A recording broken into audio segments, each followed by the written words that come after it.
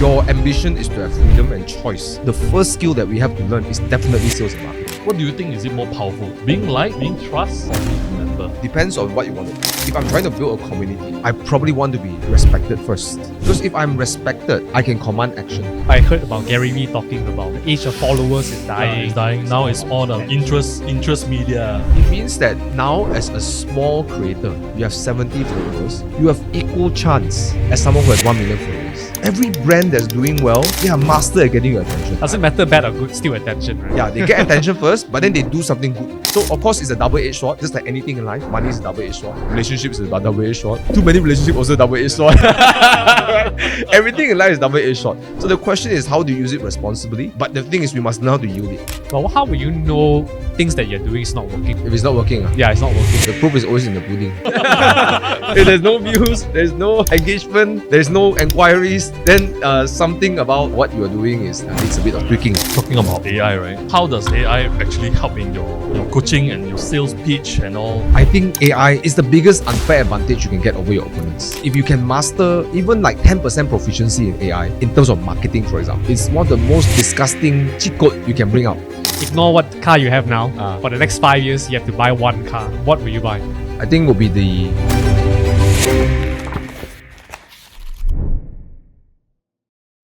Hey guys, before we jump into today's episode, me and Jim would like to ask you for a quick favor.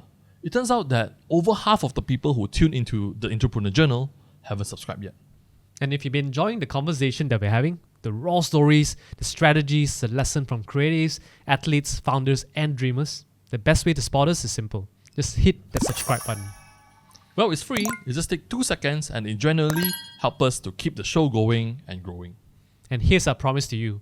We're going to keep showing up with better guests, deeper stories, and better production quality every single week. Now, thank you for being here. Let's get into the episode. Hey, what's up, guys? Welcome back to another episode of the Entrepreneur's Journal. So today's guest might seem familiar to you guys because you've probably seen him before in his podcast, Keep It 100 Talks. And he's also a car enthusiast, reviewing cars with personality, as well as covering events, sharing raw, unfiltered advices that resonates with thousands of people. But behind the camera, car's engine, and his long, silky, beautiful hair is someone with a sharp mind for strategy, persuasion, and communication. Now, he's not just a content creator where everybody knows him as, but he's also a seasoned sales coach who has quietly shaped individuals and teams master the art of pitching, sales, and marketing. You know, from personal branding to closing deal, Thomas understands what makes people say yes. So today, in this episode, we're going to take a turn away from the car scene, but I think we're still going to touch on it a bit because it's Thomas Yap after all. So we're going to dive into the psychology of selling, why most people suck at pitching, how to build a personal brand, and how AI is changing the way we connect, build trust, and sell ideas in the world today. Right, so Thomas Yap, welcome to the show, brother. Welcome, Hey man, Thomas. thanks for having me. Yeah. Finally, I get to see you in person and talk to you because I've been watching your content for the past few years in YouTube. You know, you, Bobby Young, and the guys at Horizon. And how I come across you actually is very funny because I was a car fan as well. Maybe not as big as you guys, but I was into car detailing. Oh, okay. Yeah, so I was crazy car detailing guy. You know, I buy all those water pressure jet, the culture one, the wind blower, you know, the 2-bucket better. But I do everything I can for my car. And then I saw your channel, you also doing the same thing. I saw you were like doing detailing in your friend's the car detailing studio, right? And everything. That's why I follow you. That's why I follow you guys and start watching your car content. Oh, thanks for watching. Now we're here. Yeah, now we're here. Yeah, so Thomas, everybody knows you as a car guy. Yeah. Right, but nobody knows you actually as a sales coach, doing sales coach and coaching and everything. So how is your whole history about from cars, you know, to doing coaching, selling, marketing and everything? Well, I never thought to see myself as a car personality. I Right. just love cars since I was a kid, right? Right. Because growing up, me and my dad, we both connected through cars. And one of the games we played the most together was actually Gran Turismo, right? Oh yeah, I think most people would know this, the right? OG, man. Yeah, but I soon realized I started to work that if I wanted to buy the cars I want, I need to earn more money, right? It's just a reality, right? So, why sales and marketing is so important is because that's the only skill that will allow you to earn money fast, right? Yes. And you can even grow it to scale. Every entrepreneur must know how to sell. Every entrepreneur must know how to bring customers, find the right customers, sell, right? So, my my car dreams, my car passion, or you can call it my car, whatever is it. I like cars. I just got to make sure how to earn money, right? So sales and marketing wasn't directly a passion, like, oh, I'm going to be good at sales. It was just fueled by an ambition to own more cars, right? But what it means is that you got to get good at it, right? That's the drive, right? Yeah, the driving yeah, factor, yeah. right? To earn money. Absolutely, yeah. So sales and marketing is I just had a podcast, not a podcast, an interview with one of my friends yesterday in his team, and I was trying to express that, if your ambition is to have freedom and choice. When I say freedom, I mean choice, having choice in your life. The first skill that we have to learn is definitely sales and marketing. There's no other skill that's more important that will directly impact your freedom in your life.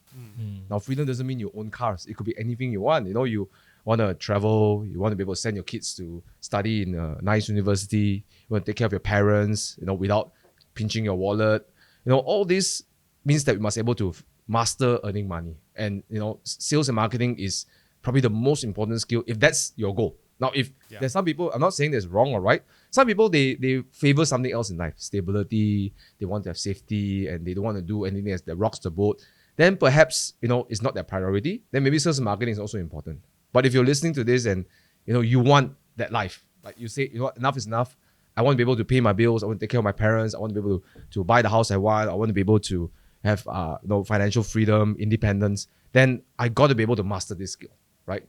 And it's not whether you like or don't like. It's just a duty you got to do. You do it, right? So that's how I came across to do sales, is because I just wanted a life of freedom, but we got to pay a price. But is that something that you like after you venture into it, like sales marketing?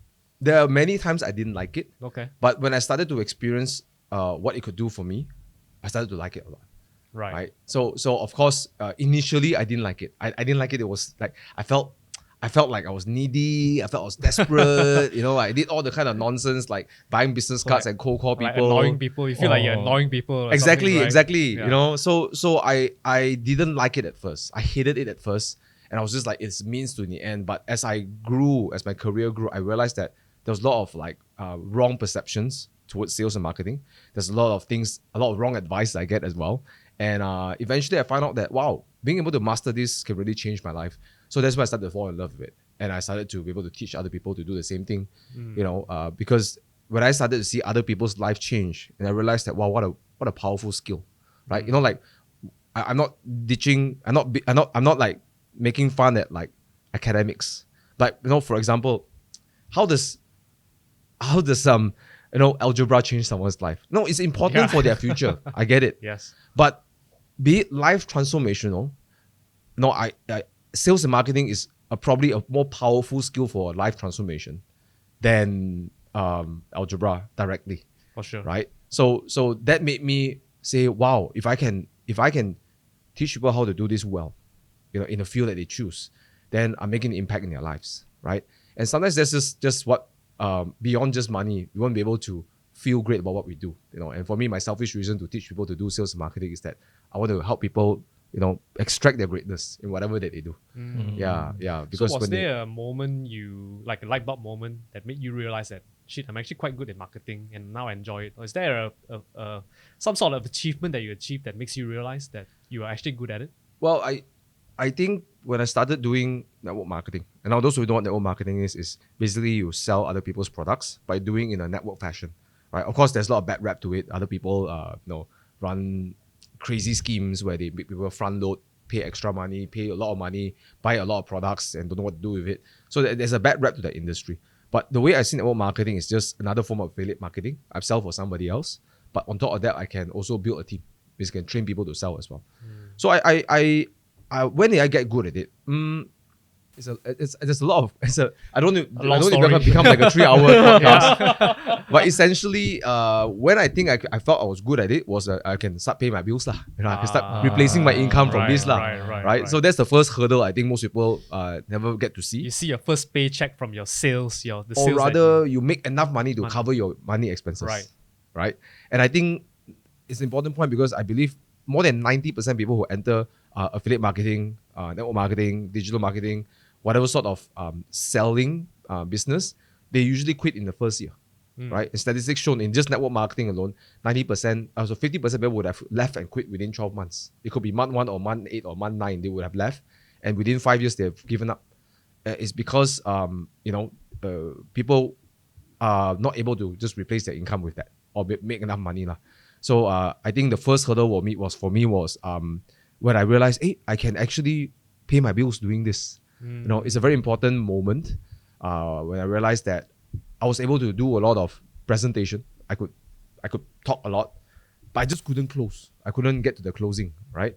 So that's another story altogether. But the point is, then it was like, now I'm good at one thing. But then as I progressed, I realized there's so many components to sales and marketing, right? There's not just the sales part. There's not just the product knowledge part. You have to be able to also market, means generate leads, right? So there's a whole complex thing together. But essentially, I think sales and marketing is just influence. If you think about it, it's just influence, right? Some people don't like the word sales, right? It's actually just influencing people, Or right? probably like they are good at communicate with the product or the person. Yes. Is it more about the communication? Relatable. I think there's a lot of, it's a very big topic, right? Yeah, but I think number one is, I didn't break it very simple. Let me put it all together. I guess for me, it's like, number one, you must be able to get attention, right? How do you get attention from people? Attention is currency. Now, you guys are in the media industry, right? Yep. Attention is money. Yep. Now, potential money is not money immediately, it's potential money, yeah. right? So you think of electricity, right? You get electricity doesn't mean you got lights, right? But first, your house must have power. So I think anyone who wants to be good in sales and marketing, I think the first thing they got to realize is that I must be good at generating attention. I must bring power into my house. Now, after the power comes into my house, I got to figure out how to turn that power into Money. into lights, Into lights, into aircon, right? Into something to watch on TV, right? Yeah. So that's when the second part of sales and marketing, which is converting the attention into transactions, right? So there's two. So I say like sort of 2-3 parts of it, but the first one is being able to Get do the that. attention. Yeah, so it's not really communication per se, because it's part of it. It's part of it. But I would like to say attention. Would be a more accurate term to start with. Not a lot of people are trained to get attention, right? A lot of people do a lot of ads. They do a lot of posting. They don't get a lot of things. A lot of people, back in the days, there's no social media, right? But they go out and talk to people. How do they, introduce themselves in a way that gets attention, right? So all these things are part of it, but I would say attention is more important. Then number 2 is able to generate value. Like how do you not only get attention, but able to leave people with very valuable content, very valuable information. And of course, number 3, then of course you must be relatable, right? You must be able to share your value, share your insights in a way that people can relate to it, right? But then again, if I don't have attention, I can't do number 2 and number 3, right? I got number 2, I'm valuable, I'm relatable, but I can't get attention, I got a problem as well. So I like to say that I guess communication is part of it, but I think a more succinct way for me to think as an amateur, like simple ways, like you want to be able to do good in sales or marketing, you must get attention, deliver value, and then you must be able to be relatable. Right. Now, after that, once they're in your hands, means they're influenced by you already. Now they look at you like, wow, no, you I listen to you. Like, oh, you say things meaning I like you, your authority. Yeah. Now then the second marathon starts. How do I then transact with this person? Right? Yeah. So I would say communication is one thing, but now I keep saying it, but in my opinion is easier to put it this way because it's more logical flow for me, like at least in how I approach sales and marketing. So is there any way that I don't want to get attention, but I still get sales? I think maybe there is, but I would say that okay, if you don't want to get attention personally, fine, then you have to build an entity that gets attention, right? Right. Like maybe it's like look at Coca-Cola, right? It's a brand, right? It's It a gets brand. attention, right? Anything gets attention is the beginning, right? So if you don't want to be, if let's say you are an introverted entrepreneur, fine, build a brand that people can relate to, then let people relate to the brand, right? And this has been done over the ages. True. Right? There's no face to a word called Nike, but people look at the brand and say, wow, and the expectation is at least 300 ringgit or 400 ringgit for a pair of shoes, right? So yeah, I mean, attention is still so primal, I think. So is that's the difference of personal branding and like, I don't know, corporate branding or any branding product branding, right? So that's the difference, right? Yes. But in terms of, I heard a lot of people saying like, if a company, a personal branding for like a CEO or founder that has too strong a personal branding might hurt a company, because if the CEO or the founder leave, that company might be not so valuable. Yeah, I right? think it's highly possible. Okay. I'm not in the corporate branding. I do help individuals get personal branding so they can get sales and they get recruitment. I see. Right, so that's more my focus. But you put up a valid point. If the CEO is so strong in personal branding, means that because of the presence of the CEO, they get a lot of investments, they get a lot of suppliers, that they get a lot of very good partnerships because of the CEO, and because of that, the risk is that the CEO leaves, it takes everything away. I mean, that's highly possible too. I see. Right? I see. But also I would say that that means the CEO is doing something right? He's actually adding value to the organization Right. by putting his personal brand out there, right? Right. So I guess it's a two-way to look at it, but we cannot deny that personal branding does have a powerful impact if it's done correctly. Right. And now talking about personal branding, especially you have built quite a big following Instagram, your own personal brand as well. So and linking back to attention, right? So how do we build attention? Like for your experience, you build a big following. What have you done right that allows you to build? Is it like consistent posting, be authentic? What is it that Or really is it attracts? engaged with your community? Yeah. What is it, the Okay, secret for that- sauce that you have? For that, you have to pay $4.99. I think. No, I'm just kidding. I'm just kidding. Pay him now, pay him now. Touch and go, touch and go. Okay, so I have there are many ways to do it. I think the most important is you find a formula that works for you, right? So my formula, and again, when I think about a formula, I try to think of duplication. How easy for people to pick up. There might be more complex ways to get attention, but I want it to be easy to execute because the people I deal with are part-timers. People I deal with, they're amateur marketers, right? So I have to give them a formula that's very easy. So if I share this formula with, let's say, maybe a top-end marketer that service FMCGs, MNCs and stuff like that, maybe my formula is very primitive. So I want to take a note to disclaim that the way I do things is very simple because my target market are people who don't have the time and don't have the sophistication, or rather, they're not expert in sales and marketing. They just have a product they're very passionate to sell. Right? And they are probably like homemakers. Something or maybe you can DIY yourself. Yes, like yes. DIY kind of advertising. No? Correct. Think of it like you buy IKEA furniture, right? You can buy yourself. It's relatively cheap. You can assemble yourself. It's not the best furniture, but hey, it works, right? Versus like going to a bespoke, furniture shop. high-end And then get everything crafted and done for you. Yeah. Okay, so my formula is very primitive, right? So, but what I like about it again is duplicable. Okay, so my formula, I just gave you the formula. That's why I don't need to collect money from you. Okay, how to get attention? Okay, that's about how to get attention. Okay, so my way of getting attention is that human beings, we actually give a lot of attention to this concept called duality. So duality is that there is two ends of a spectrum for any topic. So for example, if I want to get attention, I must play this duality. So I give you an idea. I give you an example. For example, is justice versus mercy. These are two ends of the spectrum. So justice is like, and this is I plug off from Alex Hormozy, right? So justice is like, you follow everything to the law because it's the right thing to do. Mercy is being, kind and understanding, compassionate, right?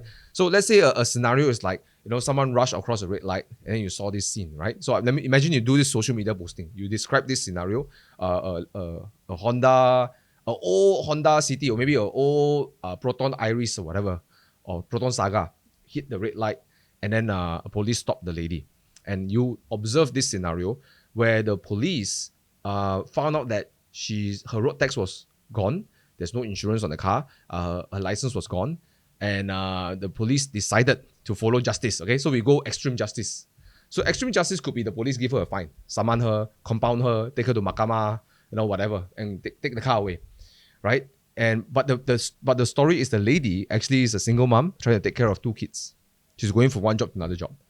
Now, the moment you post this on social media, let's just imagine this post. You probably got something to say about this, right? And the public has a lot of things to say about this, right? Now, we have two camps will come up. One is the justice people, good job. Finally, the police do the right thing or whatever, right? Yeah. And the other side is like, hey, this is bad, whatever, and they go in an argument inside there. But the point is, the moment you do that, you get attention. Right. So you don't have a personal attention yet or personal. So fine, talk about a topic that draws attention. Now, you can go the other way also. You can talk about mercy, right? You can say that, well, the police stop her, and then the police, pay for a petrol bill and say, it's okay, I'll pay for your road tax, I'll do my insurance for you, I'll go gather all the boys in the balai, and then, we give you a donation or whatever. And like, wow, this police so good, wow. Then suddenly we have also another bunch of people, and then the justice people say, what the hell are you doing, right? You're supposed to put her in jail, right? But the point is, you go both ways. The more extreme we go, the more attention we get. Because people debate about it, right? People debate about it. Right? That's why you see some of these media channels, I wouldn't say which media channels, right? They always like to put very controversial topics because they know it gets attention. They know it's proven by science and metrics, it works, right? Now, if you're doing this just for the sake of attention, then of course, then you look like an attention seeker, which is why the second point is important. You must add your value in this. You must teach people something in this scenario. So for example, you describe the scenario as justice altogether. Then you teach the audience something about what you're doing. Take them away into your topic. So it could be you add a value about understanding in life there are consequences to things that we do, right? This lady delayed, paying her bills, and therefore she had to face the consequence. Now, I'm not saying that, I say yes, it's very, very calm, it's very bad, but sometimes we have to be proactive, right? And you can give your own value. So it's the same thing as sales. We have to be proactive. We have to make sure I'm just like thinking off the spot. No, but the point is you display not only your viewpoint on this, but now you can describe how you think about this thing, which would display your value, display your qualities. So what people are debating, and a lot of people are clicking into your post, they can read about your insight as well. Yep. So now you're building a personal brand with people. A connection. Yeah. Right? But the point is, if I don't do any of this, let's say I just describe the story without the both ends of the spectrum. Police, lady, traffic light, saman. Right? If I just said this without any extremes, I'll probably get very little attention. Right? So, that's my formula. My formula is that use this thing called duality. Right? Of course, in the beginning, you want to use, you say in love and war, everything is fair. Yeah. Right? You do whatever it takes to get attention, right? No attention, you can't do anything. When I used to do sales, right, I used to pitch the auntie and the uncle is watching TV. I'll say, hey, uncle, excuse me. Yeah, uncle is like, I say, my wife will decide lah. Then I say, how will I get this guy's attention? Your wife's about to spend 12,000 ringgit. You better come here and see what it is. Huh? 12,000 ah? You come and sit down. My man, so I know it sounds rude, but for me it's like, if I don't get his attention, I can do the best presentation, but I will never close, right? So you need to do whatever it takes to get the attention, right? So you can have the communication. Communication exists when you pay attention to me. True. Right? So I think my formula is relevant for people who are getting started, right? They're like, I don't know what to talk about. I have no social media following. I have only 50 people follow me. Okay, no problem. Let's talk about a topic that you can show a duality, and then you portray your thoughts about it. And one of my clients, for example, she's doing supplements, and she's trying to get more people into her business, recruitment. So rather than she talking about how good nutrition is and everything is all like boring, and she shared a very personal story, her very vulnerable story of why she decided to quit her corporate job to be a mom. And then why did she suddenly decided that she wants to make money? Not for the money only, right? She wanted to have something with purpose. Now, in that scenario, she also shared a duality, right? I have a choice to be this or to be that. Okay? Now, and of course, she have a justification, and she encouraged people to pursue their dreams, whatever, so on and so forth. That one post has gotten millions of views. Wow. And she just started her Threads account, right? In the span of 36 hours, she got millions of views, right? So now she's from nobody, I don't know who you are, and she's got like 700 followers the last I checked, right? And not to mention, if she continue to share more and more about her insights, not trying to sell anyone anything, but sort of to continue share her insights, her mindset, her storytelling, right? Share about what her successes are, her failures are, right? Then she's going to start building a following. Now, whether she sells or don't sell, recruit or not is a second question. But the point is she became someone no longer invisible. And right? people pay attention to her. Exactly, right? Got attention, I can sell something. No attention, you can shout, no one's going to listen to you, right? So attention is important, right? The problem is in Asian culture, right? As you grow up, we are taught to not get attention. Sit down, you're a good boy, right? Don't stand out, right? Yeah. So luckily for me, I'm the naughty boy in class, right? I always don't tuck in my pants, hair a bit longer, right? You know, I used to pierce my earrings, so I always wear the stud The cover, stick, the stick. and then when I feel lucky, I put on my earring, then I take off my earring and put on my earring.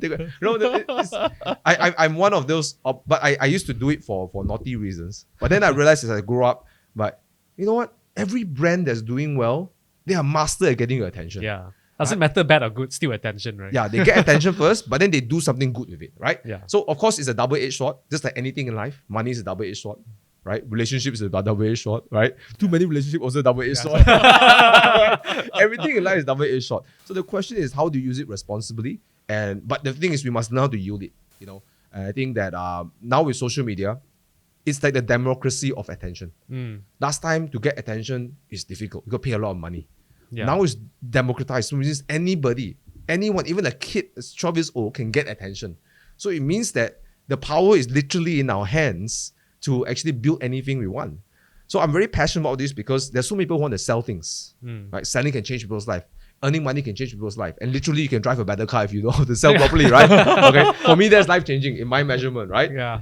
So it's like, man, if I can just teach people how to build personal brands, you know, now how they monetize later is the next thing. But if they can just start building, don't think about like, I'm going to be 1 million followers or whatever. I want to help teach people how to build personal brands so they're authoritative, not just influencer. Influencer is just about the numbers. Authority, you have command over your audience. So I always ask my people, like, do you want to have 100,000 people follow you? You don't know, they're all from different demographics. Or you want to have 1,000 people who really respect you? Now, if you think about it, for personal sales, B is better. Because B, when I host a seminar or I have a preview or I have, say, guys, I'm doing a Zoom, I want to walk you through step by step how we make money in this business, you probably have people show up more than actually A. So in terms of that, should you be picking a niche to start with? 100%. Right. It's David versus Goliath scenario, right? So let's say I know a lot of my friends who sell real estate as well, right? And IQI, a lot of friends over there. Shout out to Adrian, you know, all those guys over there. You know, the concept is David versus Goliath, right? So let's say I'm okay. One thing I know I'm good at, and one thing I love doing is teaching people how to speak on stage. I love teaching how to do personal.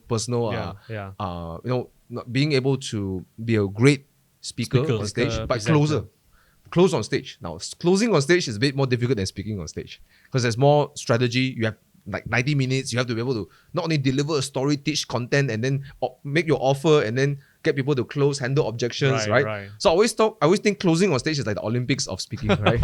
It's very tough. It's true. But once you're able to close on stage, right, then speaking on stage is very normal, right? So anyways, if I go on right outside right now and I say I'm going to teach you how to do my course is called Charisma Academy because this is what I call my course, right? And I say I'm going to try to market against all those big guys out there, Toastmasters, you know, maybe TF Acres and Millionaire Mindset Intensive, TTT. But they're going to, I can't beat them because they are like the household name, or rather the big names for over the last 2 decades. But I in order for me to succeed, I had to pick a niche, right? So I can't beat the giant. Let me be a master in one domain. And my domain is I help network marketers and insurance agents. Just like that, right? So now I have a more competitive edge in that smaller niche. And that goes the same for anybody who's doing personal branding, right? So for example, some people do skincare and they are very good at, their products are very good at reducing eczema or irritation on skin, right? So maybe she can brand herself, or he and she can brand herself to be, you know, I'm just a mom and I just want my kids to have no skin problems. I discovered these remedies that help, right? And she may not be Estee Lauder or whatever brand out there, or Sebamed or whatever, right? But she's able to gather a bunch of mothers or fathers, right, who are concerned about their children's skin. And then she's really now an authority in the niche. Now she got more way to win there than to try to fight with giants. Right? So I think we need to, you know, not compare ourselves to big guys. We'll definitely lose, but play the advantage of being small. Yeah. Right? I can always connect to you as a mother, where Sebamed can't do. No, Sebamed is one of those brands, right? You know, they can't connect to the mother like a mother. right? So we always try to take our advantage. So yes, niche is 100%. You have to have a niche. But the market right now is too, crowded with Saturated. content. Like, how can people find you? How can I like find the person? As for us, like if you want to start, the market is too crowded. Got a lot of content out there. Then how you going to position yourself there? Well, I guess that you got to figure out. So it's like the Red Sea sort of strategy, right? And so the good news about being democracy on attention is that now a lot of people are doing it, right? So the only way we can do it is that we must have a very I think again we must do the attention thing, duality, right? We must be able, every time we produce a content, we need to be able to share a content that gets attention, right? So you want to go the duality end. You want to take a topic. So for example, like you do this podcast, right? Thomas did MLM to become rich, right? That would get a lot of attention, right? So but then when they come in the podcast, you're going to learn so much more than just that, right? But whatever is it they got in the podcast, right? Then you can start to build a relationship with them, right? So yeah, I mean, you'll probably do something a bit more extreme in that sense to get attention. Number two is then niche, right? So I guess you want to be able to, like podcasts, like sure, entrepreneurs. Maybe the challenge is entrepreneurs is very big, right? And a lot of people can't relate to being an entrepreneur, right? So perhaps what I'll do is that I'll try to niche into one specific thing about entrepreneurs, right? So it's like maybe right? Maybe I would say like this campaign, this current season 2025, I'm going to talk to people about how they get from 0 to 1 million. The 0 to 1 million sprint. Everything we talk about is about 0 to 1 million. And we keep talking about topics. Why is it so important? What does it mean? 0 to 1 million, what does it mean? It's actually the beginning of your entrepreneurial journey. It's the moment that you survive the 90% of the wipeout, right? Whatever is it, right? So you get people obsessed over the 0 to 1 million. So rather than talking about entrepreneurship as a big whole, I just keep focusing on one niche. Find a topic that relatable to people and nail that topic, right? Or find a topic angle, right? Yeah. So you may not be able to capture the guys who are making 10 million and above. Yeah. Maybe you could because they could relate with the story. Yeah. But the point is, the more niche you get, the more clearer in 1-2 sentences they can understand what you're trying to do, the better it is. So for example, like a mom could be like, I help mothers find peace with children who have skin conditions, or I find natural remedies to help children reduce their skin conditions without drugs or whatever, right? So it's very clear. And in fact, I met one person I joined all these masterminds, right? And I met this person, his name is Dr. Mark Leong, incredible individual. So you will not believe this, right? This guy, he made more than $100 million of sales in supplements and services and whatnot. But I think predominantly is wellness products, right? And his niche is so powerful, but yet it's so simple and so unsophisticated, but so powerful. And his niche was, I kid you not, he said this. When he stood up, he said this: I help women above 40 to lose 7 kilos in 7 days. And I was like, very straightforward. That's so simple. That's so bloody brilliant. Because the moment you say it, you can either identify with it or don't, or even men, right? I'm a guy. I want to lose 7 kilos in 7 days too, right? But the moment you say that, it's clear, right? Then you pay attention and then you show your offering. You show how you do it. You show the testimonials. You show the challenges. You show them why people can't lose 7 kilos in 7 days. You show people why with your method you can, right? Now you got a fighting chance in this very busy fitness world. So you build an empire just doing this, right? It's incredible, right? Right. So I think it's so important to find a niche. It could be a psychological niche. It just be, if anything, I would say that your advantage, and here's my personal belief, the advantage that you can get is always your perspective of the topic. Okay. So let's say we look at this thing called a Porsche, right?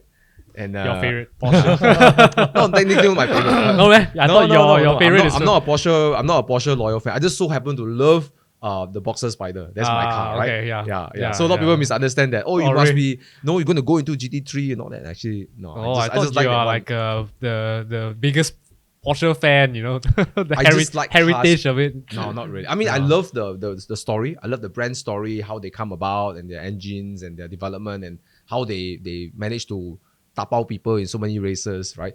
but I'm not like a super loyal Porsche brand, right? Right. It's just that I found a car that I would never want to sell, right? Ah, That's okay. it, right? So Okay. people always Okay. misunderstand. Makes But sense. I love all cars as long as it's good, as long as it fits a driving style, it fits it's unique lah in that I sense. see. Like for example, I love my Alpine. Like a lot of people don't know that actually I drive my Alpine Oh more than yeah, my yeah. Spider. I saw it. Yeah. Yeah. So, anyways, I digress. Let's go another topic. We'll get back to that later. But that's the same thing, right? So you notice that when I talk about Porsche, I can describe to people what I think about Porsche. That itself is a niche. So it's, for example, like if you're doing estate planning, right? So this topic called estate planning, how I see estate planning and how I describe it, how I use estate planning, what results I create is my niche. So one of my clients, he's doing estate planning and he's like super noisy, right? Wills, estate, trust, everyone's doing insurance, everything, so on and so forth. And when I started to, I use AI a bit because now the reason I created AI is because to replace me. I want to stop. I want to have more time for me, right? Yeah. More So time to drive around. I use my AI to consult him, which reduced 80% of my work, right? And we came up with a simple core statement, right? You build something meaningful, my job is to protect it. That's it. So that itself is a niche because now he's describing estate planning as something that you build something meaningful, my job is to protect it. So because he only want to talk to SME owners and above. So if you never build any, now I'm just saying, I know it sounds a bit divisive, but he doesn't want to talk to people who doesn't have a lot of net asset. That's because not because he doesn't look down on those people. It's just that his expertise, his background, 10, 15 years in the banking industry, working with a lot of SMEs and SME loans, he understands how to serve the SME people more, right? So he wants to niche into that place. And he described his product and services not as an estate planning. He describing it as you continue to build what's important. Let me be the one that does all the paperwork to protect you and your family, right? So now he's better than saying I do estate planning. My him insurance don't say right. So his perspective of estate planning is the niche. And I want to encourage everyone out here who's especially doing sales, right? Just remember that even though other people are selling the same product or something similar, I think the most unique thing is how you see it, right? How you see the product. Why is this product so important for the people, right? It's your ability, the distance between you and the product is that magic that you can, this is the magical space, not the actual product. What the product can solve. Is it like the can say typical saying that you always have to have a problem to solve before you actually create the product? Or rather, what the product can solve, but also what's the big idea with this product, right? What's the big idea behind this product or this service, right? And I think that products are just merely a means to get to the destination. So, for example, if you don't want to go Bangkok, right, I can sell you the cheapest ticket or the best way to get to Bangkok. You'll find it a low priority to go to Bangkok. Right? But if I describe to you all the good food, all the restaurants you can go, all the nice cars you can see, and all the people I'll take you go and meet all these guys who are car guys, all these Porsche collectors and everything. If I can describe, if we go to Bangkok for 4 days, this is what we're going to see.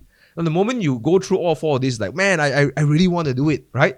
Now it becomes any ticket also can do, right? You want to take a flight, you want to drive there, so products are just for me, as a marketer, it's just a means to an end. Right, it's a means to an end. So I think very good marketers are very good to they understand it's beyond the product. What's the big idea? My product is just a way to get you there. Yeah. So if anything, that's the way I see it. Because again, in my industry, I work with people who sells one product that 1,000 people sell. Right. Yeah. Everyone sells the same product. Correct. So the only way I can niche out of it is that I can describe the product in a way that no one else sees it the same way as I do. Right. I see. Right. So if that's anything. That's interesting because we talk about big ideas, right? Everybody has big ideas they want to pitch, right? Yeah. So how would a successful pitch look like for someone who is coming up with a product that has big idea, can resolve this, resolve that, but the investor normally will say, I've seen this, or everyone thinks they have a big idea until they do it and then they fail and then they never get on board. So how does a successful pitch looks like to you? Okay, I never pitched for funds before because I never gone in that entrepreneur. Oh yeah. Or maybe Yeah. get people to buy it, something, because maybe they've seen every brand or products that claim they can do the same thing. Yeah. Or or can change their life or whatever, right? Correct. So how can I get people on board? Like how does it look like to you? I think that I'm talking to people who are beginning, right? For most people, they are not clear about their idea in the beginning, but that's fine. Which is why, as you go through the journey, you'll get clearer and clearer. The more clients you serve, you're clearer and clearer what your products can do, what services can do, right? So it's the big idea will sort of develop by itself over time, right? So I would say don't rush the big idea. Let it. Sometimes you have to build that confidence to believe in it, right? Because I rather that I believe in let's say a medium-sized idea, and I have like full conviction to the middle-sized idea, than to have a big idea and I'm like, I'm not really sure. So if you collect more testimonials and case studies, you build up your confidence to pitch something bigger than it is, right? So I think to start with, I think the first thing to consider is that we will never have a clear big idea in the beginning, right? We have a rough idea, and it's okay. The problem is that we try to force ourselves to make it, and we try to talk ourselves into it must be perfect. It's not going to be perfect, right? And I think even big companies slowly evolve their ideas as well, right? Yeah. We've seen big brands that went from certain taglines to another taglines, right?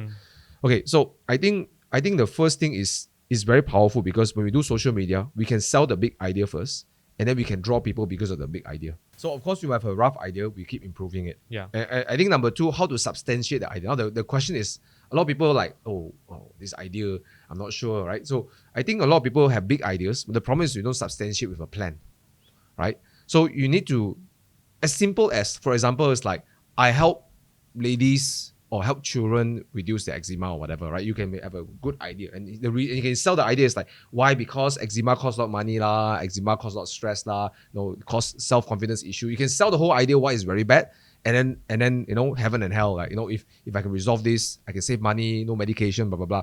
Good big idea, right? Now a lot of people will start thinking, okay, sounds like a good idea, but then there's this like, sounds like another pitch again. Yeah. So you have to come back down to, I call it you must have a bit of a heaven and earth, right? You must have the sky, the cloud that makes people want to come and approach you. Good idea, but you also must have some solid ground.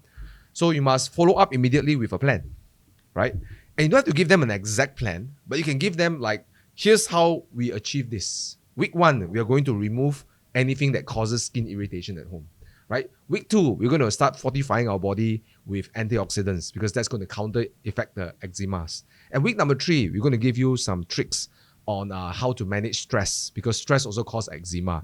Right? If you continue this pattern 1, 2, 3 continuously for say 10 times in a row or 1 year, right? What we're going to see is that we are going to see a less flare up of this situation. Now, it might or might not come back, but the good news is you got the skills to handle it without the drugs, or with as little drugs as possible, right? So now when I say this, right, like, oh, okay, now you say this idea can back up with a plan, right? So I think the point is that when you pitch a big idea, it's good that you have a plan that follows it. Now, does it have to be the perfect plan? The answer is no, right? But at least you get started. Again, I'm talking to the guys who are starting up, they're new and they're doing something, right? Start up, enroll your first 5-10 clients, work with them, adjust your plan until you get case studies. Collect your case studies. Collect them all. Testimonials. I like to call them case studies, right? Okay. So you got a story to tell, right? And stories are so important in anything, in business, in marketing, in branding, in sales, right? So you collect your personal stories. The next time you go back to the same big idea, now you can say, here's a story of Elena. And Elena and her 2 daughters, right? All 3 of them suffer from eczema. Within first week, they actually realized that these things cause eczema. Their water, because of chlorine in it. Number 2 is this thing that they eat, or third thing is this other thing that they eat. This supplement that's actually supposed to be good but bad for them, right? Then, because they removed that, they reduced 3 major sources of inflammation, right? Then after, even they didn't complete week 2, week 3, they already reported their flare-outs are less already, right? So it's like, wow, you build a story, right? So you sort of build a case study, right? The problem with a lot of people who do sales and marketing is that they wish they have a perfect pitch deck or perfect perfect product or perfect. It's never going to be perfect. It's always a work in progress. You guys know this as entrepreneurs. It's always a work in progress. Never ends. Never ends. Never ends, right? So you must be willing to fail 70% of the times to get the 30% correct first. Then you turn that 30% to 40% to 50% 60%. Right? That's why I personally believe, this is my personal belief and my observation of me and my wife, because she's also an educator. She said that children, my dad so my dad said this. He said probably naughty boys do better in entrepreneurism. Right? That's typical saying. Yeah, because they are okay with failing. They're already a failure. Right, they say, I right. fail already, ma. Oh, 30% of the time I failing, right? Hey, So that's whatever a- lah, fail more lah, That's right? a very interesting perspective I never Right? thought of. Actually, I also heard this before. Yeah. Most of like my schoolmates, right, the naughty one, they're quite successful. Yeah. Yeah. Whereas in No offense to academic people, Yeah. but yeah. because you look in sales, you're gonna get rejected more than a sale. Yeah. So if you have a psychological, or maybe a background that you grew up that's like, I need to score 90% or 80% or get an A and a B, right? You're gonna hate sales because you're gonna get like Rejection, you're gonna get failure. E, right? Yeah. E and E is like 10 people, 1 person says, 10 people want to say, what the heck is this? Do I suck? But for the people who are like who are the naughty boys, or let's say the people who are not so, I would say not susceptible to failure, or not so affected by failure, they're like, if I can go from 1 to 2 out of 10, wow, damn king, really, man. Right? I can go from 2 to 30. I'm celebrating It's already, like, right? it's like I'm close to almost pass already. You know? Just a little bit I passed already. 49. 49. 49, right? Yeah, pass already, right? That's exactly what I thought. 30% is a big win for a lot of salespeople. Yeah. But for anyone who's an A/B mindset, and also rather that I need to win most of the time, they're going to say 30% is not good enough, right? But as we all know, as entrepreneurs, 30% is a very, very healthy way to consider, right? Yeah. Out of 10 clients, 3% buy. Very high. That's a very good conversion. Yeah, that's Yeah. kick ass, man. Like, Yeah. like if you are doing 10 and then 3 sign up and you got profit margin, what you gonna do? Throw more marketing lah. Go get more sales ready, right? Yeah. So I think that's the thing that we have to consider, right? I see. That when we develop a big idea, it's gonna work maybe probably 10, 20, 30%. Then our job is, as an entrepreneur, is to nurture that idea, right? Take from 30 to 40, 40 to 50, 50 to 60, So yeah, I that's my point of view in big ideas. How to make it even more successful as we go. I see. Yeah. I see. That's a very interesting angle. But in terms of like building audience, the trend that you normally see, do they make it big, like viral, straight when they start? Or you always see the typical like nothing, like they keep posting, and suddenly boom, then they get somewhere. What was the typical trend you normally see? Does it have to go viral? If not, it's very hard for you to pick it up, or most people actually start very flat and then I think okay, this is an interesting question, because I know sometimes we give this ourselves a mindset like, don't worry lah, Thomas, we're just beginning, eventually we will succeed. Exactly. So it's like that way also right. Yeah. Another way is like, I don't make it big also, then it's not worth the time. That way also right. Yeah. But I think it doesn't matter, because okay, the way I see it is that if you come in and then you hit it big straight away, sometimes we get so like drunk over the success, right? And then we get so it's like go into cloud 9 and you're like, yeah, I'm doing so well. Now the problem is that what if whatever angle you used to do doesn't work anymore, right? Then you sort of go in this down, right? So there's also a double-edged sword by having success too quickly, right? So I have clients as well who, wow, within the first week, they're like kicking ass, they start making money, and then later on it goes down. Then they're like, right? So there's no one right way. If you so happen to be the person that got a lot of results within your first month, congratulations, good for you. But always come back to the fundamentals, right? Come back to the fundamentals of what you're learning, and don't get sort of attached to your success. Right? As you know, in entrepreneurial life, investing life, there's always seasons, right? There's the good season, there's a bad season. These two shall pass, right? So that's the second type of people. So number one, don't if you're doing that, good. I'm not saying, I think the answer to your question is that there's no better one. The more important is how we handle it, right? Because you could be one of the two, right? If you so happen to be like one of my clients, right? His mission statement is so clear. His core message is very clear. He said, I help Malaysians earn US dollar in Malaysia. That's it, right? I teach people how to earn US dollar in Malaysia. That by itself is a powerful statement. And because of that, he got a lot of success. And then some other my team members and clients say, hey, Thomas, I feel bad. I say, hey, that's him. He just so happened to find a niche he's genuinely passionate about. He's not saying this to get clients. He's saying it because that's his passion. Right? His mindset is like, Thomas, I want to earn money. I earn and I earn 4 times more. The concept is called US dollars. I'm like, good concept. good marketable concept, sell it. See, niche again, right? So some people, they feel a bit sad because they're not able to match the kind of success he got in the first 4 weeks. But I say, look, the other way to look at it is that if you're not getting a lot of success right now, think of it as you're doing your dues right now. You're doing tuition. Yeah. Right? You're posting a message, you're doing the duality thing or whatever, it didn't work. So the only thing we can do is we can learn from it, right? What are we learning? How can we adjust, right? So I guess that if things are not working out for you and not getting a lot of clients, not getting a lot of attention, it means that there's no sort of, think of it as it's a learning progress, right? I myself, Bobby, and a lot of people I know tend to come from this area where they actually have very slow success in the beginning and then it just boom up because of some sort of season or COVID or whatever, right? Viewership go up. You know, these people tend to stay a bit longer because they already can endure 1-2 years without any good content or whatever. But what a lot of people don't fail to see is that in that 1-2 years, they're developing their personality. They're developing their style, right? They're developing their niche or whatever, right? So they're trial and error. So if you're not getting a lot of results, the question is to ask, like, you know, how can I improve, right? Why am I not getting attention, right? How can I be more valuable to the people around me? How can I differentiate? Am I being just like anyone else, right? So we have to sort of like now challenge ourselves and say, what is it that I'm doing that is not working? And that's a very humbling kind of thing. But how will you know things that you're doing is not working? Maybe you follow a strategy or whatever that, you know, people are doing, or you feel that, well, this is, you know, I'm creating something, people are interested, but no one's watching. Is it because of the algorithm not reaching, or people don't trust me yet because I'm still new in this for like maybe a few months? I need to keep posting for another 2 years, or I need to pivot to something else that, you know, how would you know if it's not working? Yeah, it's not working. The proof is always in the pudding, right? If there's no, if there's no views, there's no engagement, there's no inquiries, then something about what you're doing is it's not right. Tweaking. Right. I say tweaking, right? Tweaking. So you need to either tweak, you know, how you get traffic, get attention. Or number two, you got to probably tweak what kind of value you're providing. Is it resonating? Or maybe you got to tweak the way you're being relatable or not relatable, right? So sort of just be very like, you know, honest with yourself. Now, maybe something is missing from there, right? So it's not, the problem is because people say that practice makes perfect. But I always say, I don't believe in that. I say practice makes permanent, right? If you do something wrong and you keep doing it all the time, you're going to make it a permanent behavior, right? You know, it's like any form of weightlifting or gym or whatever, right? So the point is, you know, if you're not getting results, we just got to ask ourselves, we're not getting results. Right. And then the first thing I'll do is that get help. Go seek a mentor, right? Get somebody who's good at getting the results that you want, right? And get mentorship. And by hook or by crook, you have to pay for it, right?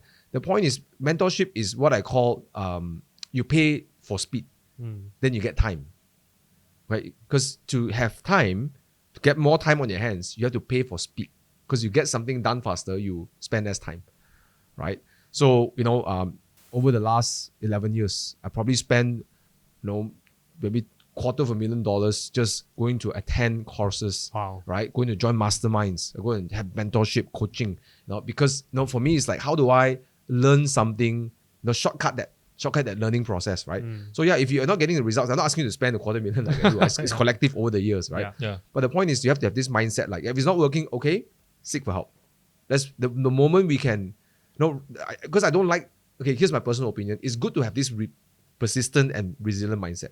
But that's not just enough to get by. Because if resistance is all you need, then a lot of people would have been in great relationships, you know, in great shape of their life, right? Or maybe a lot of money already.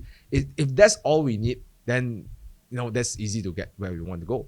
But persistence is just the you know, it's just to stay in the game. But if you want to generate results, then we got to look for the strategy, right? You got to keep investing for the next strategy and next strategy. So if it's not getting, the proof is in the pudding, no attention, no views, means that we got to ask ourselves, okay, you know, how can I take ownership? You know, even if it's the algorithm, for example, fine. How do I take ownership so that I'm not a victim to the algorithm? Right? You know, and you know, I also produce so many podcast videos, and some of the podcast channels, some is like, wow, so many views like crazy, and some of it is like, I walk out from the studio, I'm like, oh, that was a fucking good episode, man. This was so good, right? But it didn't perform, right? Then when you post that time, hey, how so little? So it does have that. And then I could either say that, hey, my audience sucks or whatever, or say that, okay, let's have a postmortem, right? Let's see what was it that we didn't do better, right? So I guess it's get help lah, get help, and have a framework that you can work around with, so you know where to troubleshoot first. So for me, my framework is attention, value, and relatability, right? So this is my framework. It's either one of these three things that's going wrong, right? Yeah. I think that's very important to know because a lot of people want to build a social media following. Initially, show doesn't blow up. I mean, not everybody can blow up. Right? It takes them a lot of years or maybe months, years, right? And then they give up halfway because they're not sure what is working or probably not even halfway. Not even halfway, yeah. Because it's a very discouraging thing when you don't see following up. You put in so much effort and you don't know when is it going to work, what's going to work, right? So I think that's a very important view that keep tweaking, even though it didn't perform, like keep adjusting and improving your content and see what works. Rather than just posting the same thing over again. I suddenly got something I want to really say, right? In the world of media, I guess in personal branding and media is that we cannot be too... It's good to track our results, but never do it just for the numbers. I guess it's important that when we do personal branding content, we must have a very strong why we're doing something. You must be passionate, and not just say passion. You have to find something that you feel that is something you want to do and want to share, whether you get people or not get people. I know it's like kind of like a juxtaposition, like sort of like the opposite of what I just said earlier, right? It's also important that we connect to the purpose of why we share. So for example, like someone could just talk about eczema and talk about skin, and they want to improve skin problems, right? But if it's just a commercial thing to do, right, she's going to get burnt out when she don't get the results she wants. But if she can always connect, or this person who's creating content needs to connect to why is it so important, right? She has to be the one that's very invested in this message, because maybe it could be like, I know the pain of sending your children to hospital again, right? I don't want my children to grow up to have very low self-esteem, right? Therefore, I want to share this message with the world so that other people don't have to go through what I go through, right? So that is very important. And I think one thing consistent about a lot of good content creators out there is that they are very clear and they have a very strong why as to why they do something, right? So Bobby, for example, is that he realized that for someone to buy a car, they will watch like 10 reviews or 20 reviews. And back in the days, YouTube is so small. So you only watch you watch a Russian review, Japanese review, just to buy one stupid car. Right? And I think this is true for car guys. You probably watch you already decided you want to buy a 3 Series. Then you watch like 30 reviews. You go all the way to Italy or Japan to go, Not only that, I watched Bobby video 3 times on the car. 3 times, right? And I buy the car. 3 times rewatching his video. I bought the car. And he realized that a lot of the reviews are very short and sort of bite-sized information, and they don't have enough in-depth. So he did the review style he does because he's thinking, if I am a buyer, I would appreciate that touch here, touch there, they go there. Hey, what's this? What's that? Like non-scripted kind of like discovery. Very raw. Like how a normal person would do. But what a lot of people appreciate Bobby, and I'm one of his followers before I became friends with him, is because that he is sharing his personal opinion of what he thinks about this product. It's like, why this thing is like this, right? Why can't you do it like Mercedes, or why don't you do it like Volvo, right? Because in the Volvo side we do like this, it's much better for the wife, for example, right? Or for example, why can't you have 2 front seats electric chair? How can't you buy the car and you tell your wife to sit in a sliding chair and then you go electric chair, right? He's pointing out these things from his point of view as a consumer and also a car buyer, right? Now, that you won't get in, let's say Matt Watson from Kawa, which is very polished and very, there's a certain flow that very he true, always very do, true. right? I agree. So a lot of people appreciate that sort of point of view. And for him, he did it because he realized that no one's going to do it like he does. And that's why every time I hang out with him, we go out driving or anything, we'll come and say, hey, thanks bro, this car I bought because of your video, and I really like this car because what you said, blah, blah, blah. So so I think, having a purpose to do something, whether it's 10 views, 5 views, or 20 views, you have to have a reason to do it, a personal reason. You have to be invested in a personal reason. But, results are important. And when you have a purpose to do it and you sort of enjoy doing it, I forget the word enjoy, because some days you won't enjoy doing it. Yeah, when it becomes a work, you enjoy it less. Yes, already, but you find a purpose. It's like to do it. Then if you there's a reason to keep going. So like let's say that whole example of an example of somebody who wants to help more people not take too much drugs for eczema, for example, right? So she must have a personal reason to keep doing and keep building that community, right? Not just driven by numbers. Because if you are like that, number one, when you don't get results, you get put off immediately, right? Number two, you probably quit. Number three is that you probably will lack a lot of creativity, right? Creativity comes from passion, right? Creativity comes from like purpose, right? So how you write a content, how you continue posting and writing is because there must be a fire to do something, right? Yeah. So don't do something. Basically what I'm trying to say is that don't do it just for the numbers, right? Never do content just for numbers. Right? You confirm will burn out. I see. Then like for all this, do you think like what do you think is it more powerful? Being liked, being trust, or being remembered? Good question. Depends on what you want to do. If I'm trying to build a community, right, which is like I'm doing network marketing, right? I'm trying to build a community. I probably want to be respected first, right? More than, and respect is another term I say. It's not like kowtow. No, that's not the point, right? Respect is like, I not only understand your philosophy, what you're doing and the methodologies you're doing. I actually think that is the sort of what you're doing is right? It's good, right? So that's respect, right? Because if I'm respected, I can command action, right? You some people you may not like the person. Means that it's neutral. Maybe you don't like the person, you may not like the person, but you respect that person. Now, when someone is respected, says something, right, or give you a command, for example, there's a higher chance you will take action. Versus someone you like a lot, you're relatable a lot, but you don't really respect. There's no like high level. It's like I don't respect you or disrespect you either. You're sort of neutral, right? Now imagine that person says that buy this is good, or this is why you need to do something, or this product changed my life, right? You're going to be not so triggered to take action, right?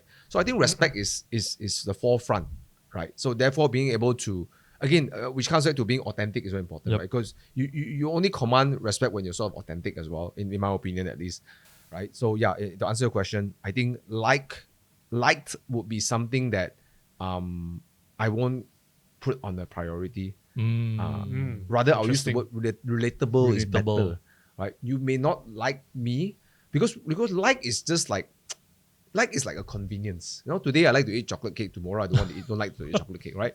Today I like short hair girl. Then next day I like long hair girl, right? So like is a very personal thing, but I think something more powerful than like. So I like to go to the another terminology. It's called relatable. So I want to be respected and I want to be relatable.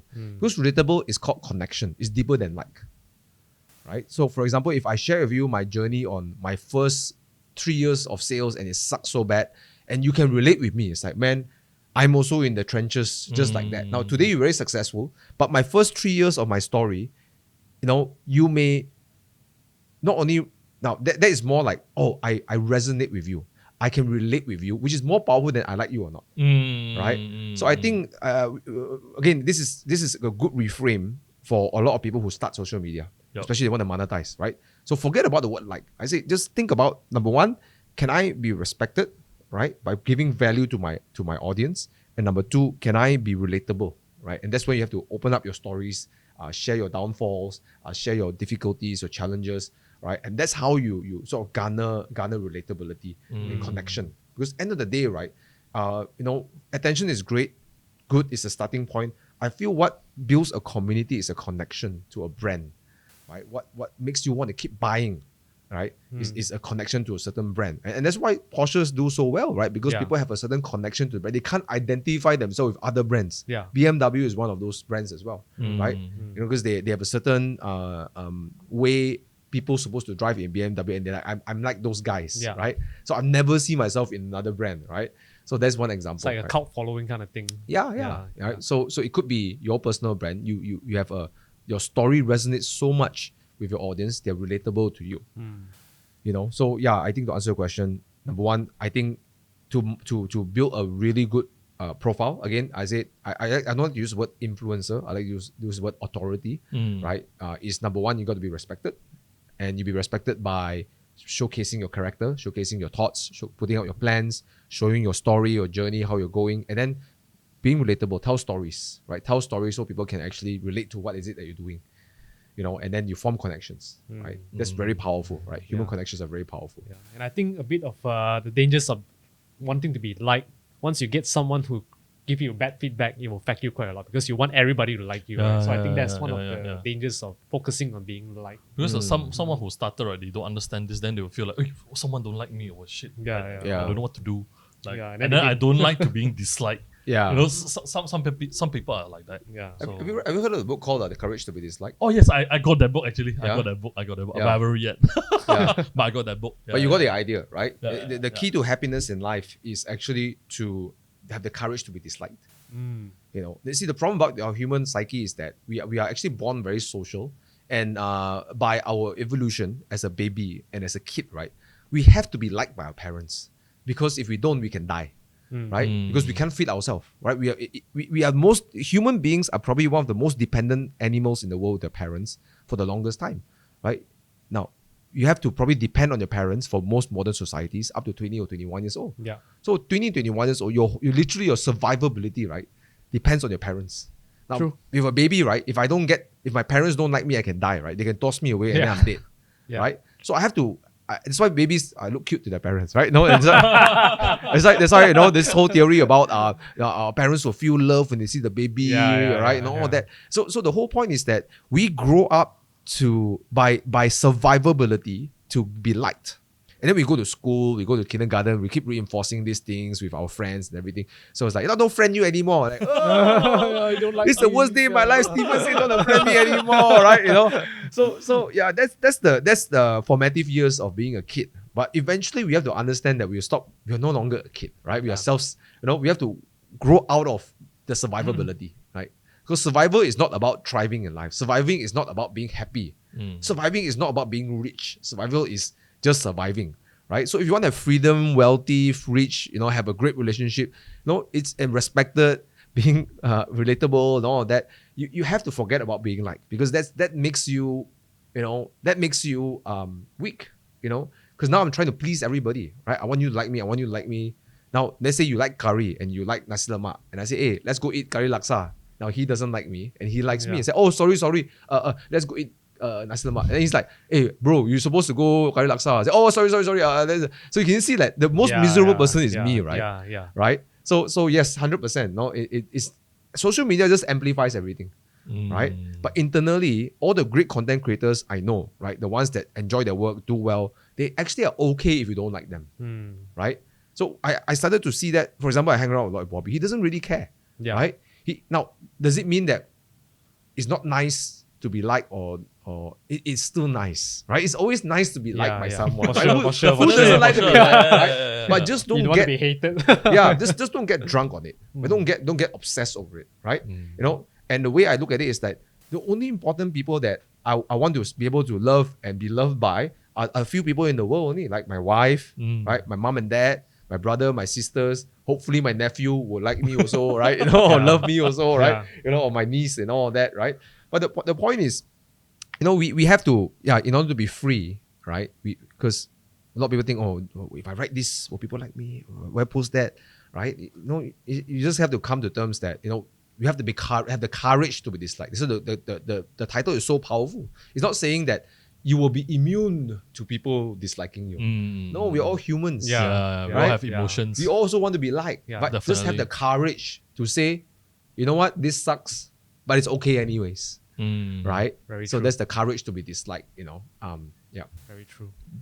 So in terms of the trend of social media marketing, or even social media in general, how do you see it changing in the next few years? For example, I heard about Gary Vee talking about the time of following, the age of followers is dying. It's dying. Now it's all the interest media. 100%, man. And AI and everything. So how do you see it changing in 2025 and moving forward? Yeah, there's such a good topic to bring up, and this is a very good message for the people who are starting up, and a good message for also big brands out there, I guess, or maybe successful creators.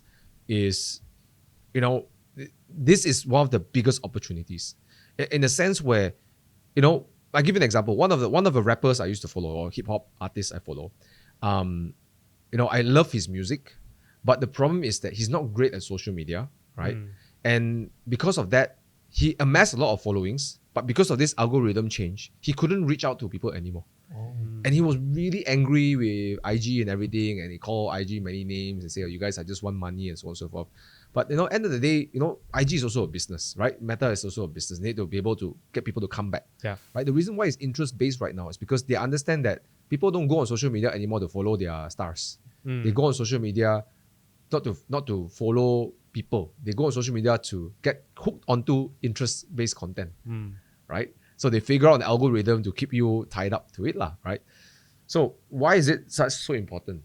It means that now as a small creator, you have 70 followers, you have equal chance as someone who has 1 million followers. Right. So long as you are good inside the bubble of interest. Now, number one, your topic must have someone interested in. Let's say you talk about toilets and how talk about Probably there's someone interested in toilet. you know what, right? Yeah. But let's say you talk about a topic that nobody's interested about. Yep, Okay, yep. let's do a podcast about the best toilets in the world. Right? Okay? Let's just say that nobody's interested in the podcast. Then of course you're not going to get rewarded. Yeah. Right.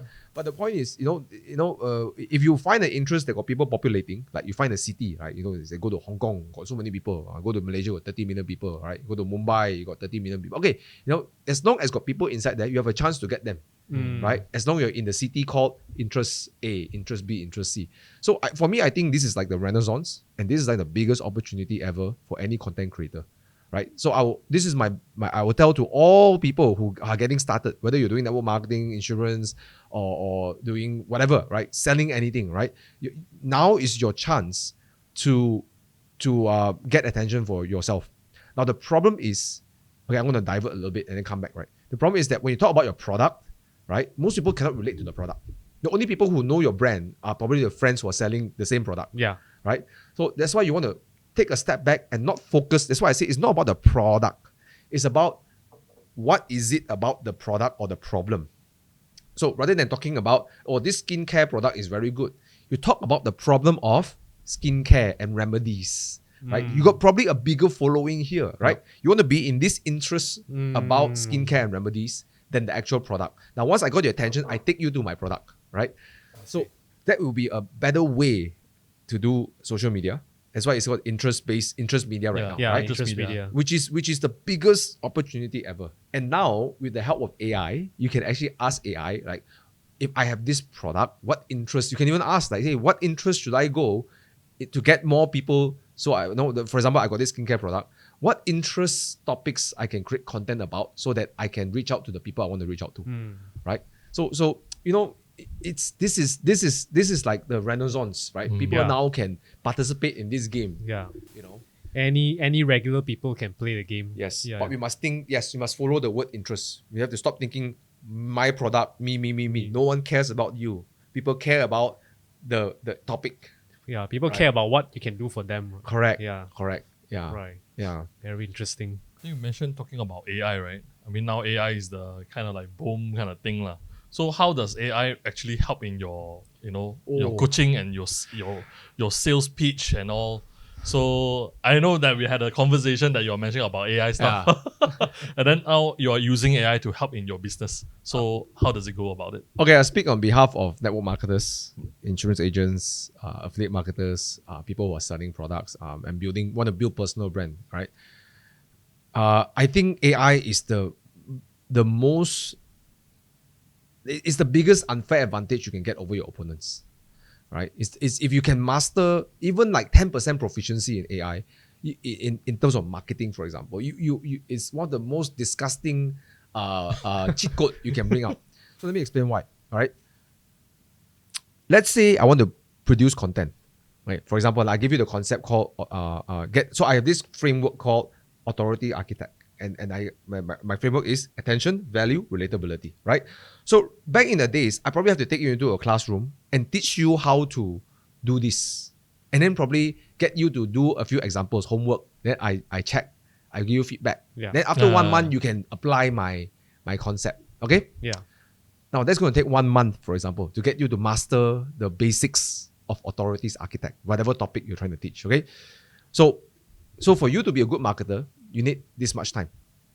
Now, what AI can do is something incredible. It's called duplication. So I can teach the AI what is authorities architect. So instead of teaching you, I teach my AI. Okay, so my AI now understands this concept called authorities architect. And I say, okay, your job is now to take anybody's generic post and apply these concepts. If you don't get enough information, please ask back. They can even ask the user back, hey, you got to give me more information, right? So what passes, what doesn't pass, I can even program it to my AI. So what happens now is, rather than teaching you how to do authorities architect, for example, I can say, what do you want to post about? Talk to my AI. And this AI could now take your content and apply all the same concepts. So now you got high quality posting following my principles immediately. Like, you don't have to go through 30 days to learn something. You can get the same or maybe 80% of the concept within 15 seconds. Right. Which is why it's so disgusting, right? So it means anyone could produce. I always think like there's a 0 to 80%. This one is like all the, let's say, not so good things, right? Okay, I can bypass, I can go up to, at least I'm in the grade of passable immediately. And here's the best part. I can turn this into a learning experience. So let's say if you are new and you're working with me and I want to teach you how to use AI. So now you use my AI. I also program my AI to say why this content works. It even teaches you as you are producing content. So in one shot, you're producing content that is 80% of what I deem to be a good content, right? And that, number two, it takes you seconds to produce that content, okay? But number three, okay, here's the best part. You are actually learning on the job. So you're being productive and you're also being coached on being a better content creator. So you put those three together, what it means is that I can take a doodoo, someone who doesn't know much about marketing, right? Teach them, maybe it takes 15 minutes to teach them how to use the AI, right? Maybe I run another session where I sit down with them, they produce, and I just point them out how to do it, right? Maybe it's like 15 minutes or something, and say, okay, see you in a week. And then they will come back with all this posting. So now I got clients who come in who never use AI.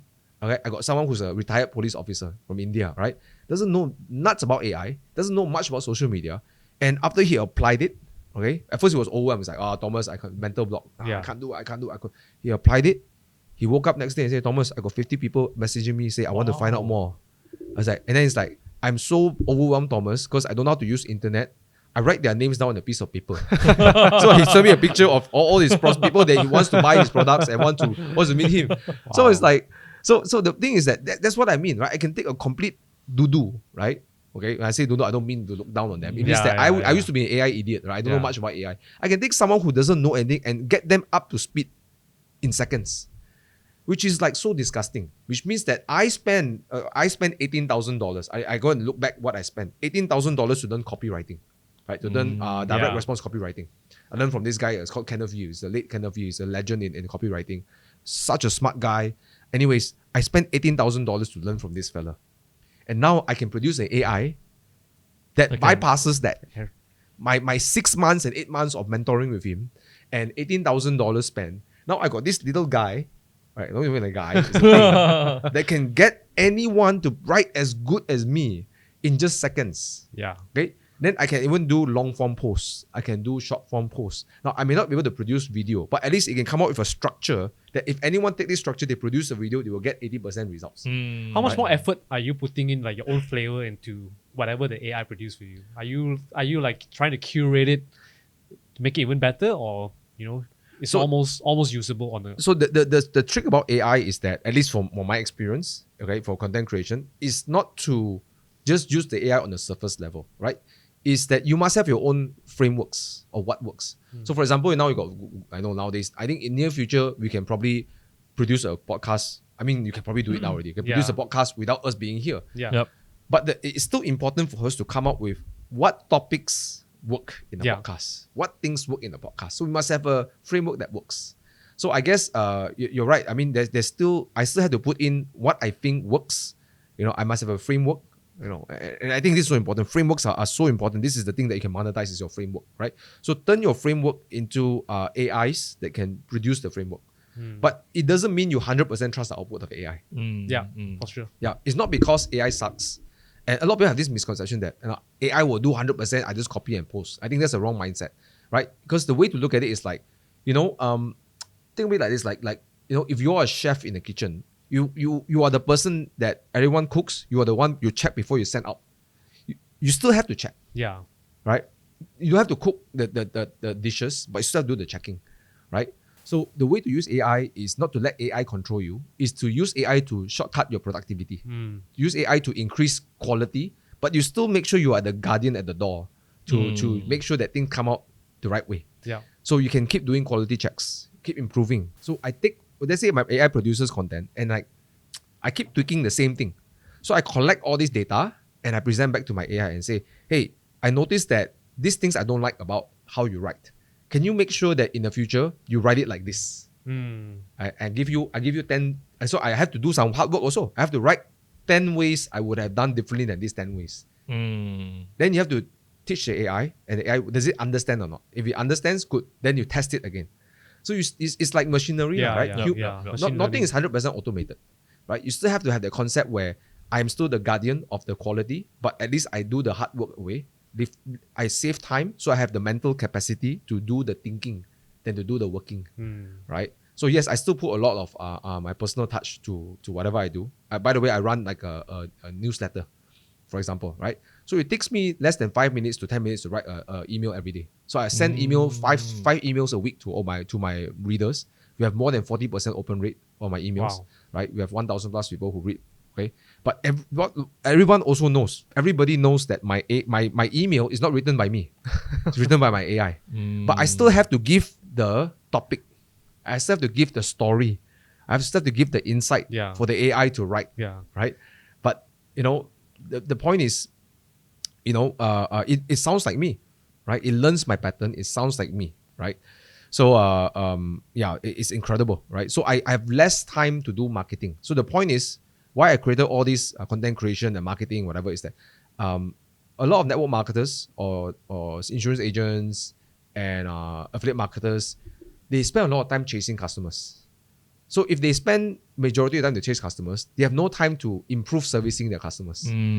So if I can just turn the whole marketing time, which is content creation, shorten it to 30 minutes a day, right? Now they have regained another 4 or 5 hours to improve their craft, to service their clients, to go and learn more, right? So that's how I see it anyways. So that's why I think AI is so, it's just so, I know I'm going off topic, but I'm just very passionate about this. Yeah. Because now I find that I can turn anyone into a content creator. Yep.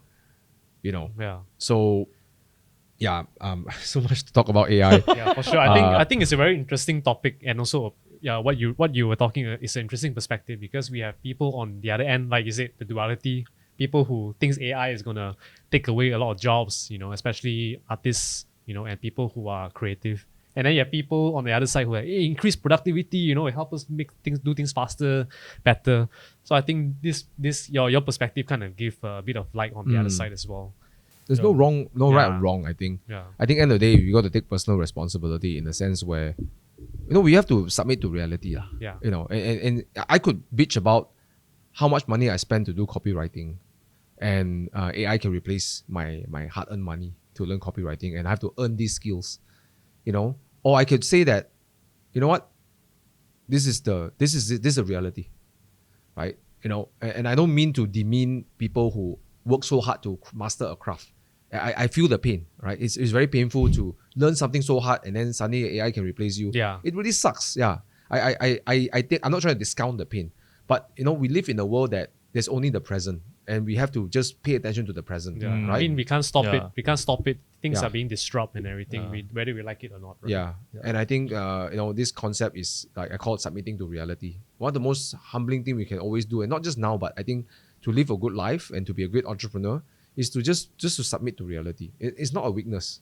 It's just, this is how it is. I used to be an AI dum-dum 6 months ago, in December, when I started to invest in AI courses and mentors. Everything I look at is I don't know what the hell is going on. But all I know is that if I don't master this thing, right, competitors will learn, right? And now that I'm in it, I'm like, oh my God, this is so good. Like, why was I delaying using AI? Right? So so many things, copywriting, and why I'm so excited about this, especially for network marketers and insurance agents and leaders is because now your team can duplicate, because we make money when our team members sell. We make money when our team members get better. So rather than taking 6 months to get them into flow to what to do, right? I can, in the first month, right, they can start making results. So my distance, my speed for success is faster. I talked about this earlier, right? Yeah. Time and speed, right? Yep. If anything that gives me speed is actually valuable, Yeah. right? Even though the quality is not as good as a traditional way, fine. I can get them up to speed in the first month, and I can hone them till they get to 100%, right? So yeah, it's such an incredible topic. I just think that people who don't use AI in network marketing or in sales and marketing are going to get left behind. It's Losing out. like if this is how good AI is right now, Yeah, in imagine the how next it'll be 2 5, years, right? 10 years time. Yeah. Especially. Let's say I was doing ads. I was trying to create ads with my team, and we decided to do an ad, which probably some of you might see is a gorilla interviewing a lady on the street, and I came up with the script. Now the script was I didn't even come up with the script. I just used AI to come up with the script. Now, of course, I have to think about whether this script works or not, do some minor adjustments, and then feed this script into Google View, right, which is Gemini View, right?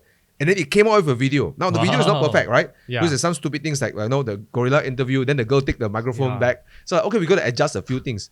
But the point is like that. Yeah. I don't have to go and dress myself in a stupid gorilla suit, go in the public, find a hot girl to talk to, and ask her to say what I wanted to say, pay her money to do it, right? I don't have to hire a cameraman. Now I could just do this video in my aircon room Yeah. and spend more time thinking than to do it. Yeah. So yeah, it's really, this is it, right? Or I can say, people work so hard last time to get all these curated, right? Yeah. Yeah. So you gotta, man, guys, it's such a big topic, but I just think that it's the biggest unfair advantage Yeah, it is. if you embrace it right now, It is. because a lot of people are confused right now, which means that in this moment, it's your opportunity to strike when Yep. people are confused, Yeah. right? You can strike later, take the same effort later, but everyone knows what to do already. Yeah. Then you're sort of late. like too late already. Too Yeah. late. Right? Now it's like, when people are not sure, I like always take the concept of war, right? It's like you can use the same strategy, same offense, but if everyone is like disorganized, your lousy strategy can still work. Yeah. Just because they're disorganized. But when people are organized, Nice. right? Your same strategy cannot work already. Yeah.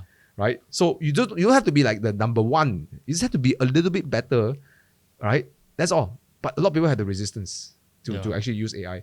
But that's another topic altogether. Right? Very Oh. interesting. Yeah. Yeah. I think we are close to the end of the conversation. I can sit here and talk with you all day. I feel I'm getting a free lesson, free course from you. I'm just sharing what's a passion of me. I like sales and marketing. You can see that. I can see love that. it I can see so that. much. Yeah. And yeah. I love your perspective. Something that, heard before, but I never really went in deep into thinking about that actually works. I should be thinking about that way. But I leave, Steven, do you have any last? No, I don't have any more question really to Thomas. Yeah, I'm pretty stoked about what I hear. But I want to ask you a fun thing, especially about cars. Right? Let's do cars. Yes, let's do a quick one. Let's do a quick one about cars. Very simple question. Ignore what car you have now. For the next 5 years, you have to buy one car. Doesn't matter second hand or first hand. What will you buy? Means I cannot pick the same car I have You cannot now. pick car the same car you have. That's kind of hard because I really love my LP. I right? know. Right? If I have one car, right? I know Yeah. it sounds crazy, right? We always say like, you should go to the proportional. Yeah. But I love my Alpine Alpine. so much. I would take it everywhere, right? Yeah, I see it coming out in Instagram more and more. Yeah. Oh yeah, I love it. I absolutely love that car. Adore the car so Yeah. much. Anyways, what But car? that's too easy. So we gotta make it Okay, I think I'm a sort of a guy that I won't buy one car to be practical, right? Yeah. I'll have one car that serves a emotional purpose, right? So I'm not the kind of guy that will pick like an M4 or M3 or M5 or maybe an AMG just because it's 4-door and it's powerful. I always love something that has engagement. Money no object, right? Money no object.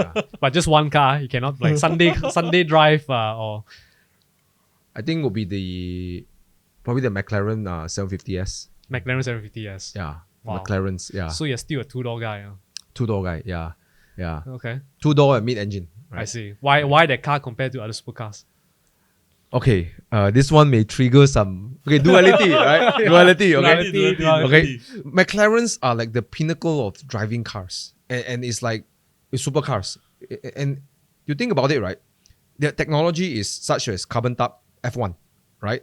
And their philosophy is lightweight, go all the way lightweight.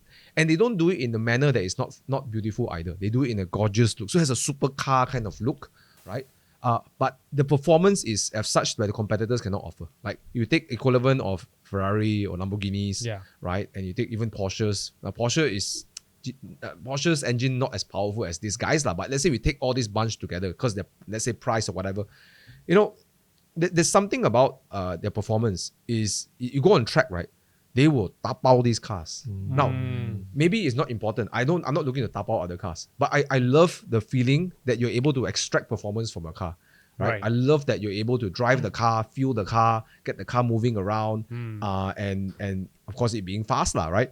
So McLaren has that when you take a McLaren to track, right, and you put it against something that's similarly priced, for example, they'll do very, very well. Right? They're built for the track. Like you look at the whole design of the car, the aerodynamics, everything. They're really committed to making it a performance car first, then a supercar. Right. But what's wonderful about McLaren is that after you're done with track day, right, or done with Toge, and you drive it every day, right? Especially, I'm not talking about the LTs, which is like the RSs, right? They're so comfortable. Oh, really? They're so comfortable. They're ridiculously compared comfortable. to a Lambo or Ferrari. 100%. 100%. Wow, okay. Lambos are okay. Avantados are like it's super dramatic, right? You put the Corsa mode, it's like and then you go through bumps like and the steering doesn't, right? McLarens are like, it's so natural to drive. There's the hydraulic steering, very well tuned, brake on still hydraulics.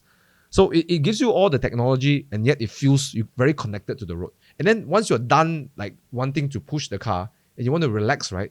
The car can relax with you. Oh, really? Yes. Wow, I never thought that would be possible in the supercar especially. Yes. And for the kind of performance it delivers, you cannot get the performance until you go maybe a lot more higher, pay a lot more money to get that performance, right? But it's not the most glorious brand in a sense where if I buy a McLaren and I meet a general population, what car you drive? McLaren.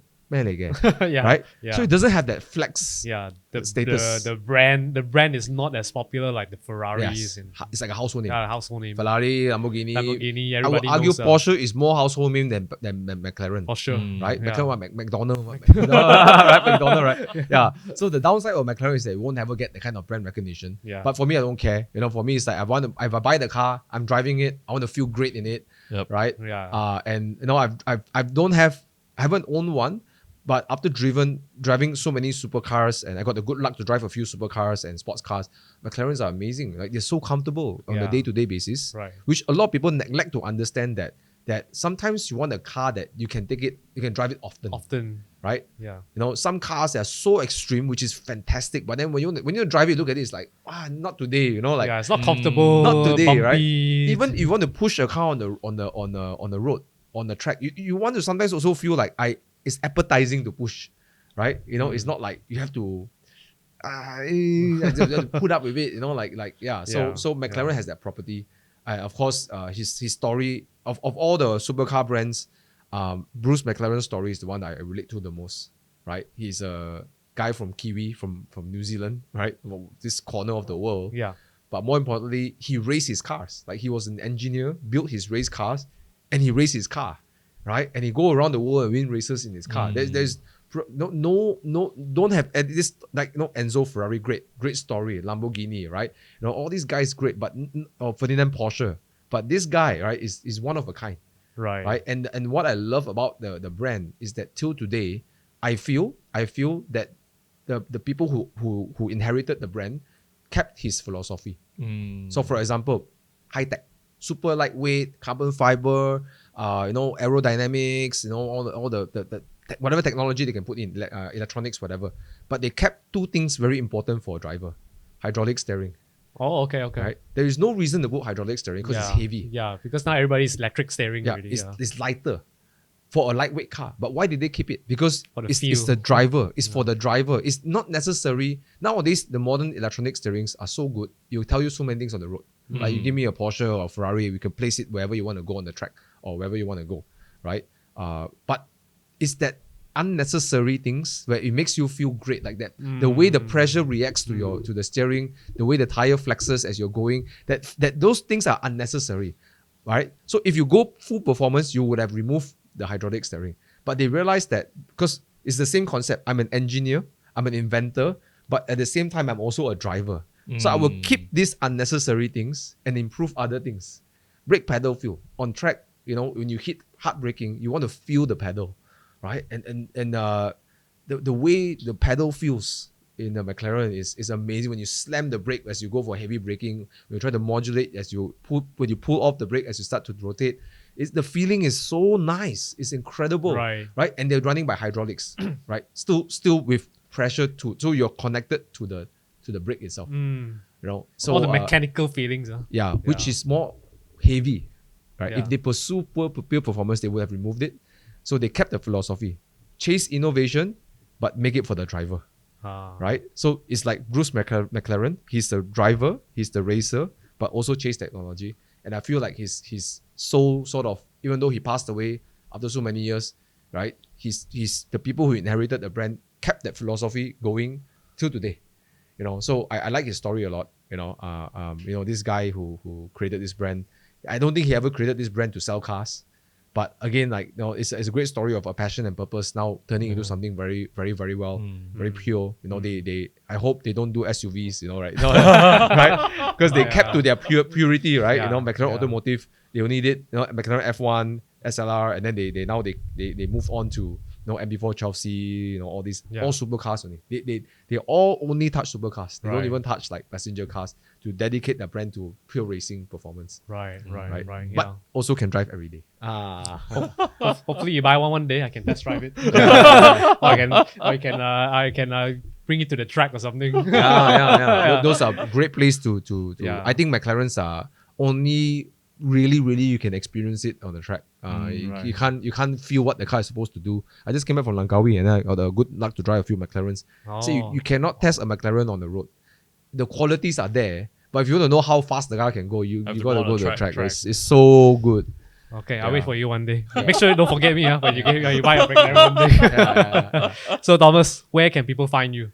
Okay, my IG, Thomas Yap Official. That's my main IG.